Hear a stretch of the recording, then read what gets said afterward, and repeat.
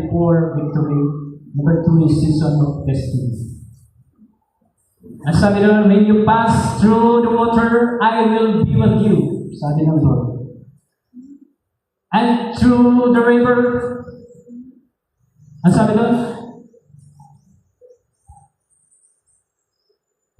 tumawid pa kayo sa ilog, hindi kayo malulunod. Kaya may kanta dyan.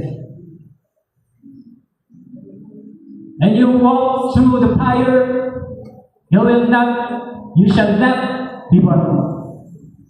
Amen? So ano po ang wisdom na mayroong pinakita ng Diyos dyan? Yan ba yung totoo na ilog na doon ka na hindi ka naman marunong lumangoy? Hindi ka malulunod? No. Ang wisdom po dyan is spiritual.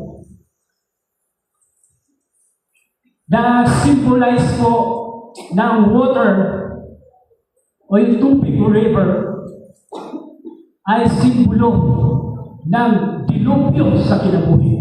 Amen? Kaya pag may bagyo, natatakot ang tao dahil may baha, daghang malunod, mamatay. Yan ang simbolismo. Ang buti pasabot sa ginawa niya. Yung fire, yan tinutukoy dyan, yan po yung mga persecution sa buhay natin as a Christians. Amen? Sino hindi na-persecute dito? Tanungin mo yung kagalingon kung hindi ka na-persecute. Basa kang kampi kanina. Fire! Hardship in life as a Christians. Yan po ibig sabihin ng fire na sinasabi dyan. Hallelujah. Kaya nga, dadaan tayo sa testing. Amen? Kaya bago yung tinatawag na tagumpay, anong sabi? Dadaan ka muna sa pagsubok. Kasi hindi ka nagtagumpay kung wala kang pagsubok. Amen? Amen? Amen! Hallelujah! Puri ng Diyos. Nainip na ba kayo? Huwag ko kayo mainip ha. So, bakit? Ano ang nais ng Diyos? No? Kaya bakit kailangan na ikaw ay subukin? Ikaw po ay nais subukin not to shame you, but to reveal what inside you might soul. I-reveal kung ano mayroon ka, anong nasa yung kasing-kasing. Pag dumaan ka sa maraming mga pagsubok, amen? Hallelujah. Maraming dumaan na maraming pagsubok, tumigil na.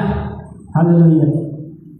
Nung sinabihan siya na ikaw, sister, pagpatuloy ka dyan sa born again Christian yan, tanggal ka dito sa dajong. Hallelujah. Nang dahil sa word na dajong, nataranta. Hallelujah. Tumigil na sa pagsamba sa Diyos na buhay. Testing in life. Hallelujah. Season. Glory to Jesus. Yun po yung season na mararanasan mo. Testing. Season of testing. Kaya mga ison, ipinapakita ng Diyos, ipapakita ng Diyos mo hanggang saan tayo. Katulad ni Joseph. Amen? Sino na kilala kay Joseph the Dreamer? Doon sa Bible, na kung saan siya po ay nakaranas ng iba't ibang uri ng pagsubok sa kinabuhi. Nandito na gusto sa patio na yung mga kainigsoon, nandito nagihulog siya sa balon sa Israel. At abay, pagkaman dito, ibaligyan siya dito sa mga negosyante ng Ehipto. At ang Ehipto, ibaligyan siya dito. Doon sa kaharian ng Egypt. At doon ginawa siyang alipin.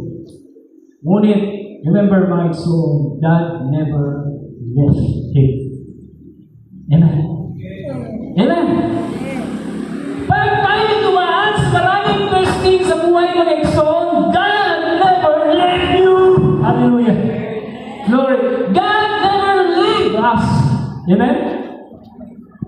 Sapagat yan ang bangon ng Diyos, I will never leave you nor forsake you. Hallelujah. Glory to Jesus. Kaya ano pang kinakatakot natin? mga exod.